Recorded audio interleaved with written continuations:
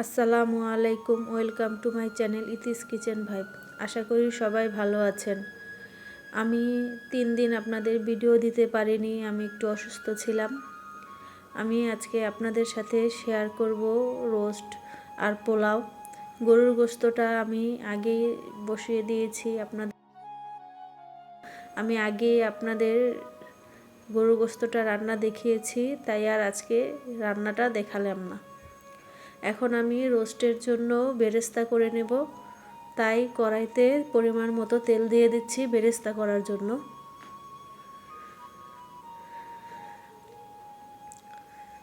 আমি আমার দেবরের বাসায় বেড়াতে এসেছি, এখানে আজকে রান্নাবাড়া করছি।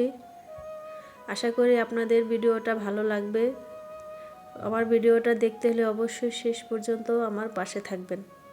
আমার বেরেস্তাটা হয়ে গেছে দেখুন, এখন আমি নামিয়ে নেব।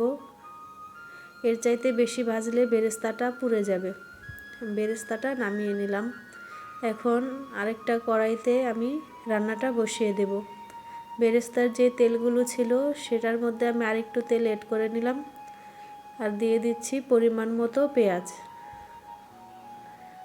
পেঁয়াজটা এখন আমি ভেজে নেব হালকা। দেখুন আমার পেঁয়াজটা হালকা ভাজা হয়ে গেছে। এখন আমি দিয়ে দিচ্ছি স্বাদ মতো লবণ। লবণটা দিলে পেঁয়াজটা তাড়াতাড়ি নরম হয়ে যায়, তাই আমি লবণটা দিয়ে দিলাম। এখন পেঁয়াজটা হালকা ভেজে নেব।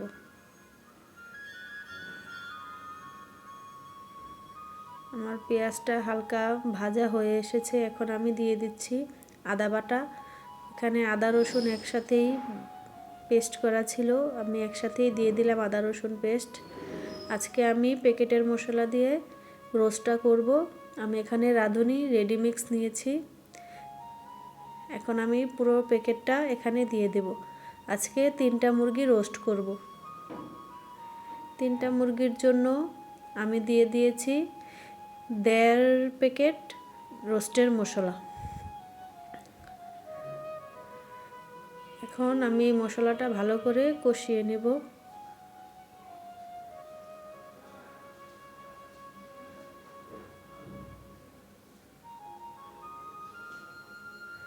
এখন দিয়ে দিচ্ছি সামান্য পানি মশলাটা কষানোর জন্য।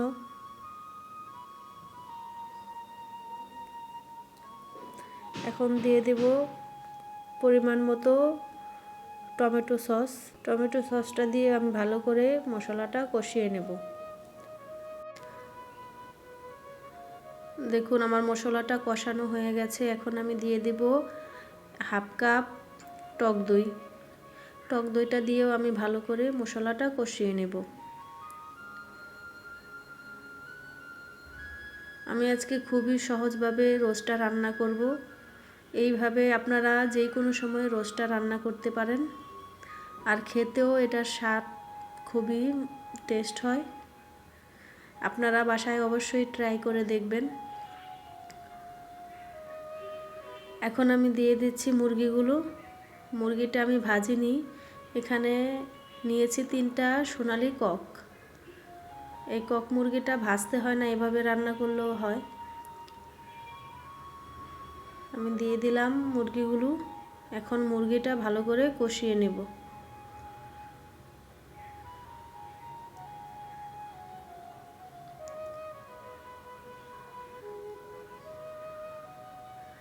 আজকে আমার দেবরের বাসায় মেহমান আসবে, তাই আমরা 2 জা মিলে রান্নাটা করে নিচ্ছিলাম। এখন দিয়ে দিলাম কয়েকটা কাঁচামরিচের মুখটা কেটে দিয়েছি, যাতে এর ভিতরের ফ্লেভারটা বের হয় আর হালকা হালকা ঝালও লাগে।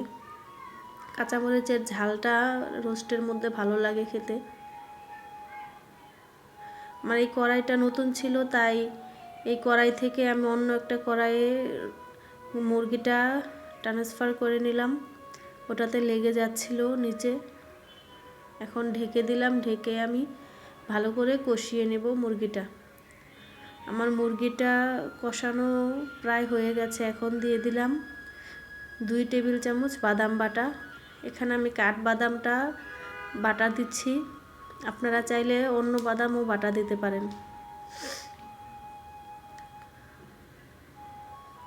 আমার প্রচুর ঠান্ডা লেগেছে, তাই ভয়েসটা দিতে একটু কষ্ট হচ্ছিল।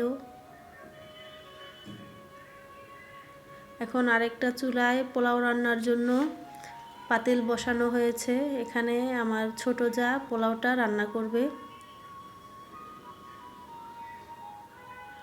দেখুন দিয়ে দিল পরিমাণ মতো তেল। এখন দিয়ে দিবে কিছুটা পেঁয়াজ কুচি।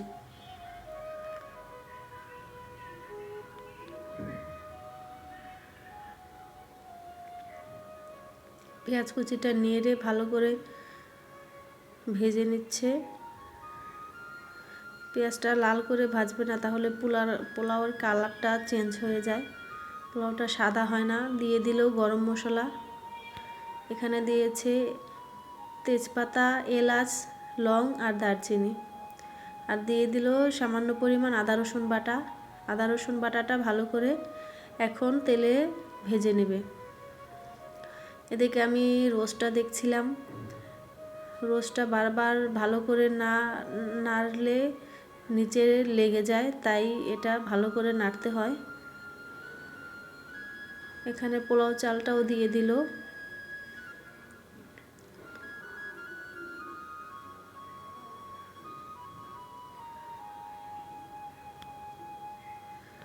আমার ভিডিওটা আশা করি আপনাদের ভালো লাগবে। যদি আমার ভিডিওটা ভালো লেগে থাকে অবশ্যই আমার চ্যানেলটা সাবস্ক্রাইব করে দেবেন আর বেল আইকনে ক্লিক করে দিবেন আমার নতুন নতুন ভিডিও পাওয়ার জন্য।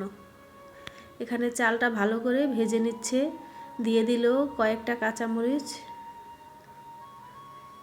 চালটা তেলের মধ্যে ভালো করে ভেজে নিলে ওই পোলাওটা একদম ঝরঝরা হয়, খুব সুন্দর হয়। আমি দিয়ে দিচ্ছি সামান্য পরিমাণ ফুটন্ত গরম পানি।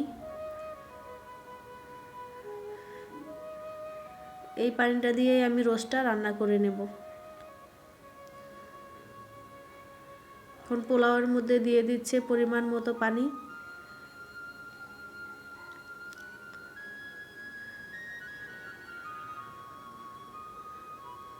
আমি রোস্টের মধ্যে দিয়ে দিলাম 1 চামচ চিনি। এই চিনিটা দেওয়ার কারণে রোস্টের টেস্টটা একটু অন্যরকম হবে, খেতে ভালো লাগবে।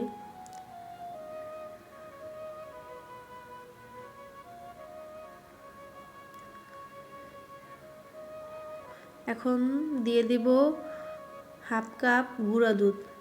এই গুঁড়া দুধের কারণে রোস্টের টেস্টটা একদমই পাল্টে যায় আর অসাধারণ লাগে খেতে, খুবই মজা লাগে খেতে।